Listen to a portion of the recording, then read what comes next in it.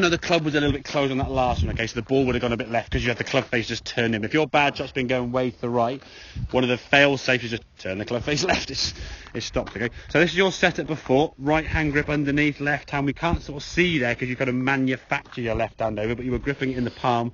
We saw the red marks on your glove. The telltale sign. Well, can't speak, can't lie. You're gripping it in the palm there with your left hand too much, which was restricting your left arm. So as you come to the golf ball here now, backswing's not too bad. Okay, lost a bit of grip there, you said, but you reset yourself, which is fine. Then did you grip again, got it in the palm a bit too much. So you can see there when you hold it with your palm there, your thumb is kind of off to the side slightly, and then you sort of just go and move it over a little bit as you go through. So put your thumb on there and then re-grip it a little bit, then you wiggle around. Now your thumb's moved over, you see. So basically you've manufactured the grip from a week going on with your thumb. Looks good from there, but we know underneath that it's been kind of covered up a little bit, yeah? So as you then, and then you're gripping tighter and tighter and tighter because you haven't got the grip pressure. So the key thing is you look through the golf ball. Now backswing's not too bad there. As you come through, just look here, just this, see the daylight between your left arm and your chest there, yeah? Oh, yes. Little gap there, so we can see here now, there's daylight, okay? Your left arm's going like this. It has to bend. It wants to go this. Yeah. If it does that, the right arm can't keep up. So what do you do? It bends this way, which then lends itself to that phrase that they keep your left arm straight. They're seeing the left arm bending. That's wrong. That's correct. They're both still bent. It's not straight because now my right arm can't be a foot longer to reach it, you see. The left arm has to bend, but elbow down, not elbow up. Okay? Now, if we look at your practice swing here now, this is your practice swing as you went back. Same good backswing. Grip-wise, I got to say, was better. Okay, in terms of your right hand grip, much more neutral, which is good. Okay. As you come through, your right arm there, same sort of position. The elbows now are more level, yeah, and you look a bit more wider and more. This is a practice swing, so we'll give you the benefit of the doubt. It's going to be a bit easier, obviously, okay, in terms of swinging the club, but a much more swish position, lower half, more efficient movement there, okay, and then through to a nice finish. Then when the ball gets in the way, same good grip. Right hand now a bit more neutral, which is nice. Club face is slightly turned in there. You see the toe of the club is in line with the hosel. So if I borrow that club a second, when the club sits down square from face on there, see how this part of the club now, in effect, as you're looking, is this side of the hosel here, yeah? You've got it kind of lined up there, yeah? So I'll just turn the club in. Yeah. Okay, so if your club is in that position, as we can see, he is slightly closed. So on a good shot, it will go a bit left. But I can see why you've done that. If your bad shot there, John, is going out to the right. Oh, I did it again. Out to the right, what are you going to do? Turn the club face, yeah. Do something to help, yeah?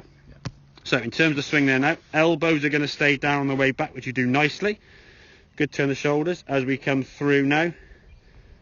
Bit of a pull there. That's better there as you're going through.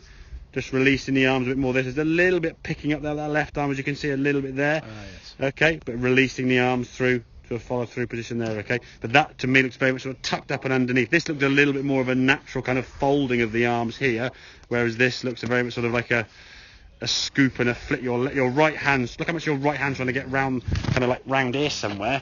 Your left hand's going no, and your right's like, they just fight each other, aren't they? And that's why sometimes it would go well when you came back after lockdown. No expectations, no panic, no stress, just loving the fact you're out on the golf course. Golf was lovely and easy.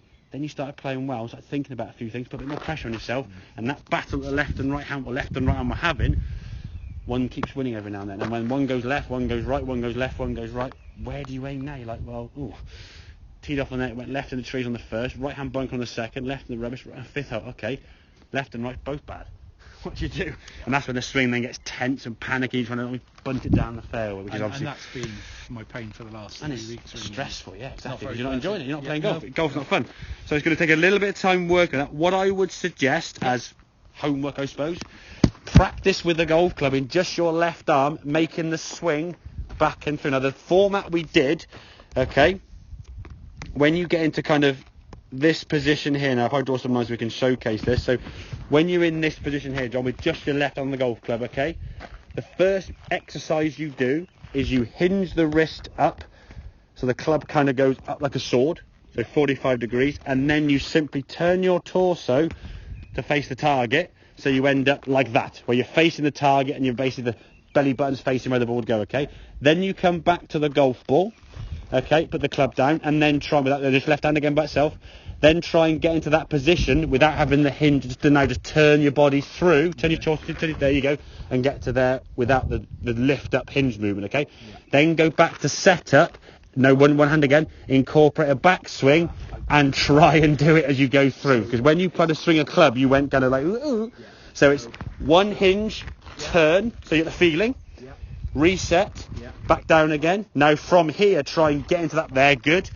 Now back down again. Now incorporate a back swing and then go through. Not bad. That's better, you see. If you remember the first time you did that, you did this bit great.